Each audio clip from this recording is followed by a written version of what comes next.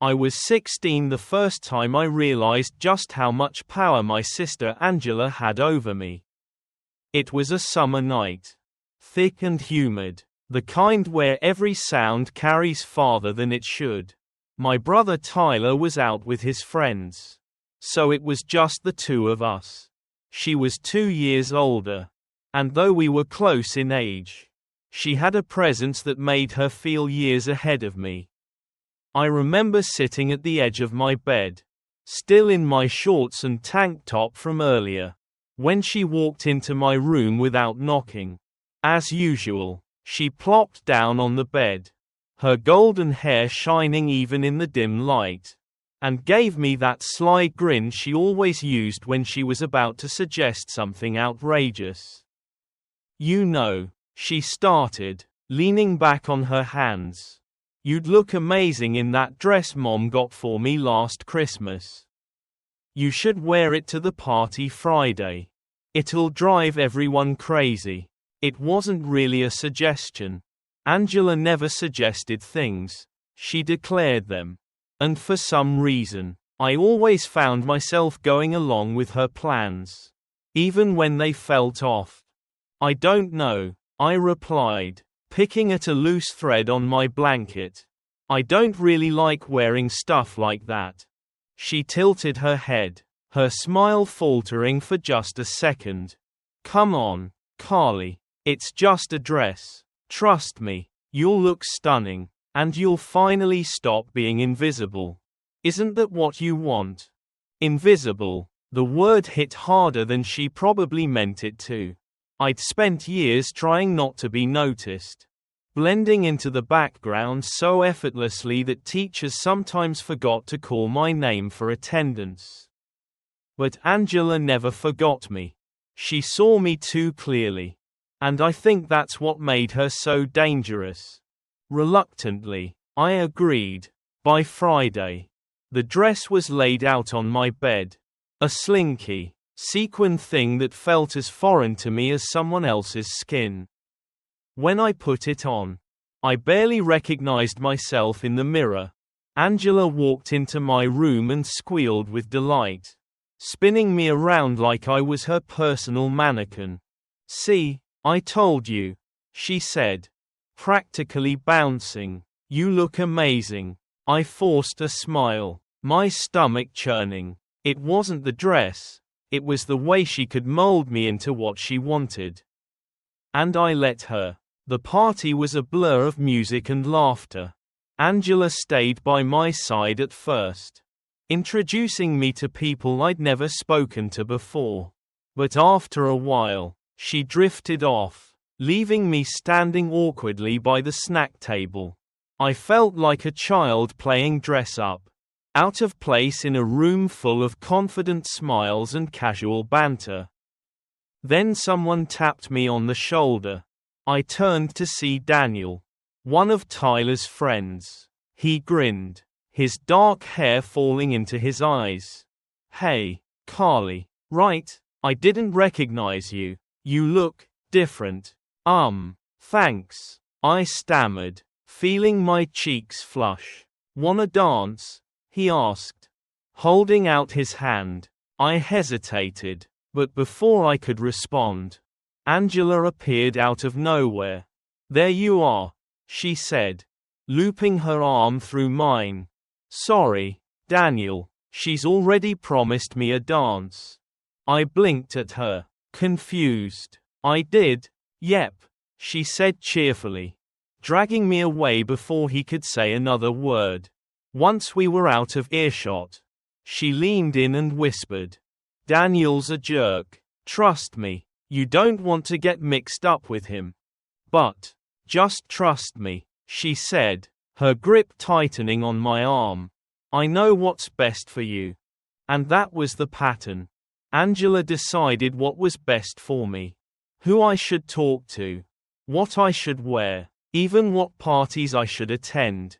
Sometimes it felt like she was protecting me, like she genuinely cared, but other times, it felt like she was keeping me under her thumb, controlling me in ways I didn't fully understand. As the years passed, Angela's influence only grew. When I started dating Tyler's best friend, Daniel, she was the first to warn me that he wasn't good enough for me. She planted seeds of doubt, whispering things like, "He doesn't treat you like you deserve," or, "You could do so much better." At first, I brushed it off, but her words lingered, eating away at my confidence in the relationship. By the time Daniel proposed, Angela had successfully convinced me that saying yes would be a mistake. When I turned him down, the fallout was immediate. Tyler was furious, accusing me of leading Daniel on. Angela pretended to be supportive, telling me I made the right choice. But I couldn't shake the feeling that she had orchestrated the entire situation.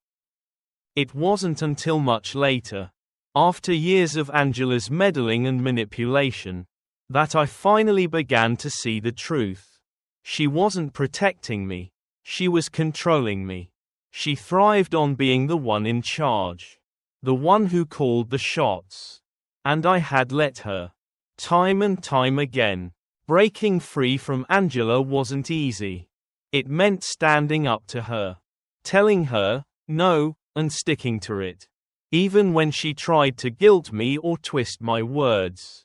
It meant learning to trust my own instincts and make my own decisions, no matter how much she disapproved. And most of all, it meant reclaiming my sense of self. Because for so long, I had let Angela define who I was. But not anymore. I was done being her puppet. I was ready to be me. It all came to a head at a family dinner. Angela, of course, had set the whole thing up, inviting everyone, including Tyler, Daniel, and even her own new boyfriend, who none of us had met before. I had a bad feeling about it from the start. But I went anyway, hoping I was just being paranoid. Maybe, just this once, we could all get along. But Angela couldn't resist. The night started fine. We all sat around the dining table, eating pasta and laughing at some old stories. For a moment, I thought maybe Angela was actually trying to mend things.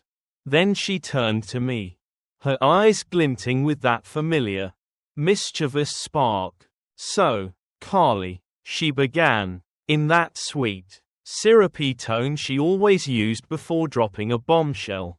"I heard you've been talking to Daniel again." I nearly choked on my drink. "What? No, I haven't." "Oh, really?" she said, her voice light but her gaze piercing. "Because he told me you texted him the other night. Something about missing him." My stomach dropped. I had done no such thing. But everyone was looking at me now. Tyler, our parents, even Angela's boyfriend, who seemed amused by the whole thing. Daniel wasn't there, thank God, but Angela had planted the seed. "I didn't text him," I said firmly, meeting her gaze. "You know I didn't." She shrugged, her smile never faltering. "Well, maybe he's just confused. Or maybe you don't remember." She turned to Tyler. "You've been spending more time with Daniel, haven't you? What's he been saying?" Tyler frowned, clearly uncomfortable. "He hasn't said anything like that." "Oh, come on," Angela pressed, her tone shifting to something more playful, almost conspiratorial. "You must have heard something. Carly's always been a little, let's say, indecisive." And there it was, the dig she'd been waiting to deliver. She didn't even care if I had texted Daniel or not. The point was to sow doubt, to make me look unreliable and untrustworthy.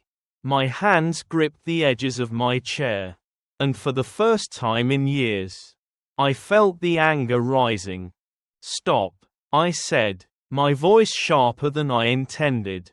"I'm not going to let you do this anymore." The table went silent. Angela tilted her head, feigning confusion. Do what? This, I said, gesturing between us, turning every conversation into a chance to undermine me, dragging Daniel into this, making me look bad just so you can feel in control. I'm not trying to control you, she said, her voice soft, almost hurt. You're just always doing this. I snapped. And I'm done. I don't care what Daniel told you. I don't care what you think. I'm done letting you manipulate me. The room was tense. Everyone staring at us. Angela's smile wavered, her composure cracking for the first time. She opened her mouth to respond. But I didn't let her. You don't get to decide who I talk to or what I do. I said, my voice steady now. You've been doing it for years, Angela, and I let you, but not anymore. You don't have that power over me. She looked genuinely startled, like she couldn't believe I was standing up to her. The silence stretched until Tyler, of all people, spoke up. You know, Angela, he said, his voice calm but firm. Maybe Carly has a point. Maybe you should back off. Angela's boyfriend shifted uncomfortably, looking like he'd rather be anywhere else. Our parents exchanged uneasy glances. And I could see my mom starting to fidget, as if she wanted to step in but didn't know how. For once, though, no one came to Angela's defense. No one jumped in to smooth things over or make excuses for her. It was just her, sitting there, exposed.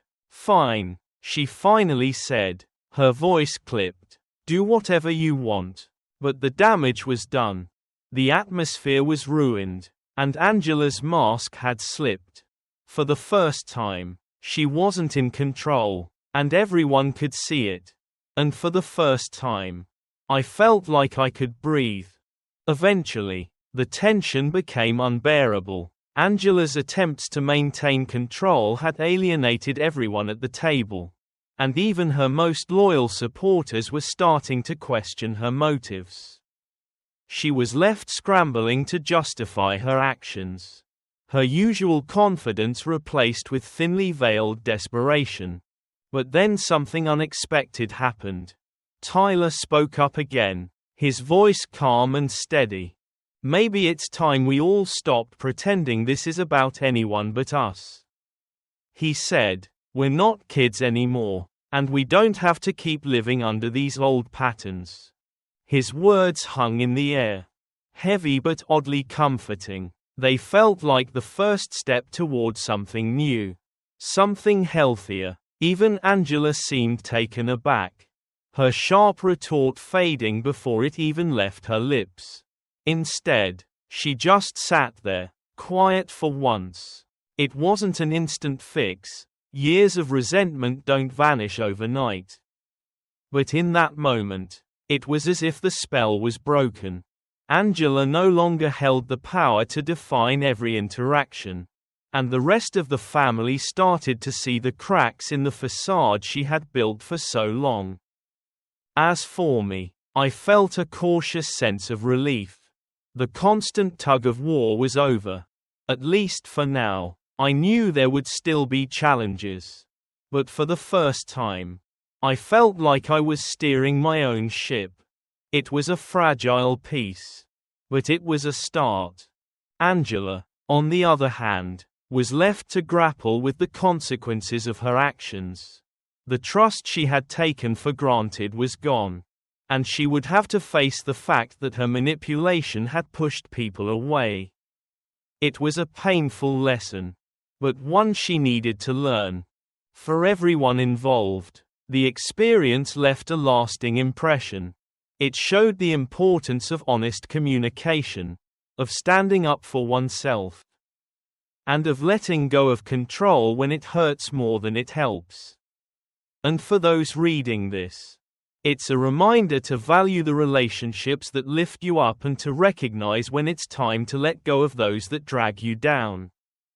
If you've ever faced a situation like this or have thoughts to share, Please leave a comment. Let's talk about it.